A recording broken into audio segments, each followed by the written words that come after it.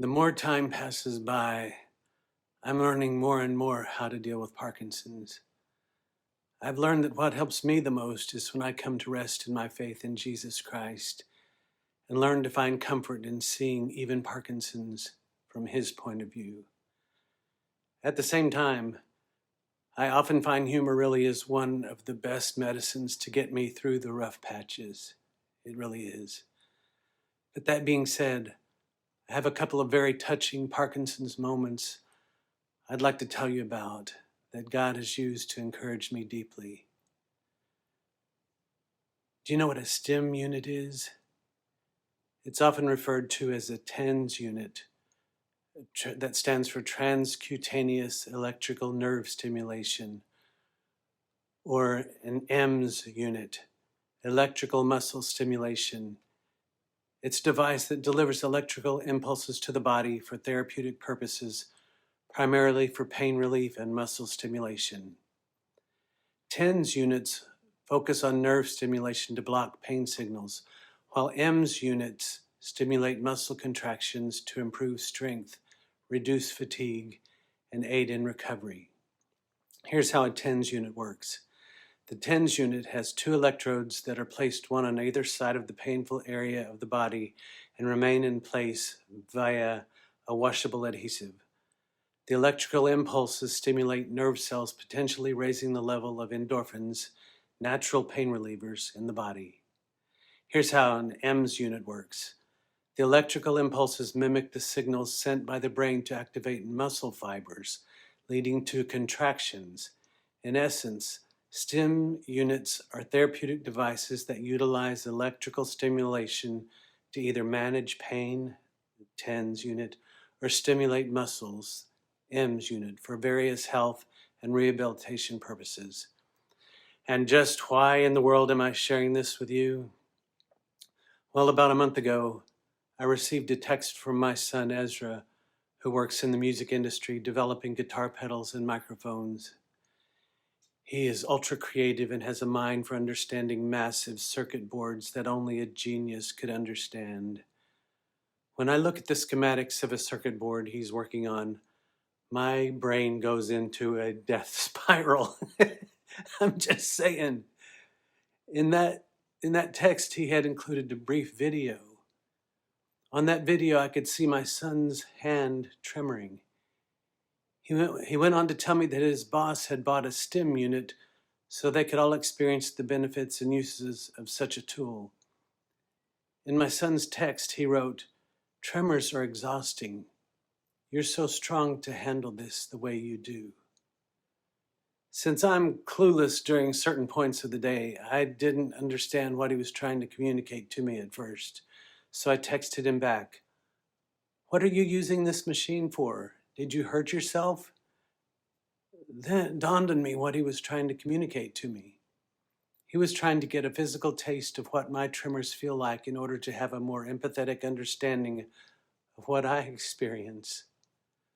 I was already crying by this point of realization, and then I texted him back, "Thank you for your kind words. You've really encouraged me today. Are you okay?" His text back to me at that point was like gold. He wrote, "I am okay!" My friend bought it for us all to try. I don't have any physical pain, but I thought if I could experience just a touch of what you do, it would be worth it. I am so proud of you." Once again, I was reduced to tears that he would want to experience a bit of what I experience. He told me he left the unit on for 30 minutes and it wore him out completely. Just the fact that he went out of his way to try and experience what I experience almost nonstop really brought me into a deeper sense of feeling loved and seen and understood. What an amazing Parkinson's moment. I responded with a text, "Wow, that makes me so proud of you. Thank you for understanding." Now, little did I know, but I was about to experience yet another similar moment from Ezra that sent waves of healing love and grace through my entire being.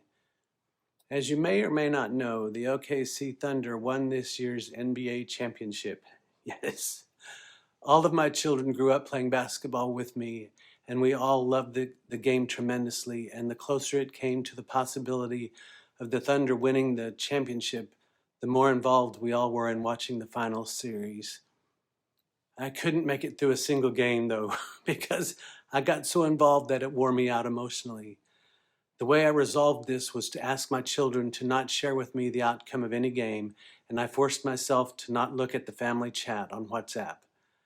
The next day, if I had enough emotional strength, I would search for the final score and then would watch the game because I already knew the outcome. I just really get involved in the game. So much so that Melinda just laughs at me when I try to physically help the players by using my arms and my legs to try and somehow make a difference in the game. She watches me more than she watches the game because I believe she is convinced that there will come a day when I actually fall out of the chair or literally launch myself through the air to try and get a steal or make that alley-oop pass or make that three, or you get the idea.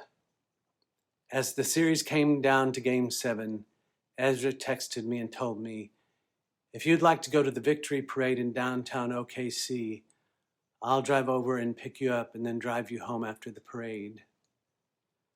I was overwhelmed and ecstatic that my son would be willing to drive 2.5 hours to come and get me, then drive another same 2.5 hours to bring me home, and then drive 2.5 hours back to his home in OKC. Long story made short, I did not feel up to attending the parade, but just the thought of Ezra being willing to do that for me was priceless.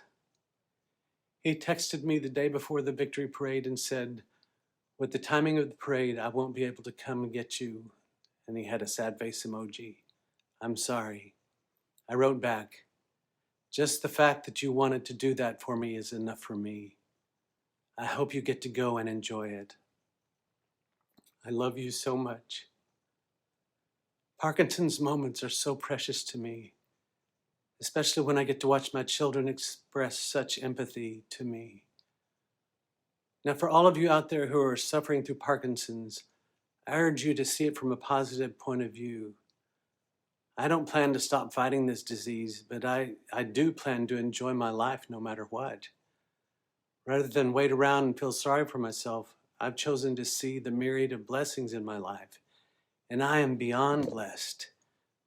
And to all of you out there who do not suffer with Parkinson's, but you know someone who does, consider what it might be like to walk in their shoes, and consider doing something as simple as making that loved one know that you see them and that they are not alone. Be creative. Offer to take them to a parade. Place a TENS unit or an EMS unit on your arm for a few minutes. On second thought, maybe you should consult your physician first. I don't want to hear of any electrocutions, please. What I'm saying is include them in your life, especially in the little things that may not seem of any consequence to you, but would make the day for someone who is suffering. Just offer to be available when possible. That's enough for me. I want you to do this for me. Be sure and order your copy of Parkinson's and Recreation, One Man's Journey Through Parkinson's So Far, along with a copy of my latest book, which I love. I love them both. Parkinson's and Recreation 2, No Walk in the Parkinsons. I believe they'll bring you much joy and encouragement. And as one reviewer put it after reading book 2, 5 out of 5 stars. I laughed, I cried, I think I peed once or twice. Need I say more? Have a great day.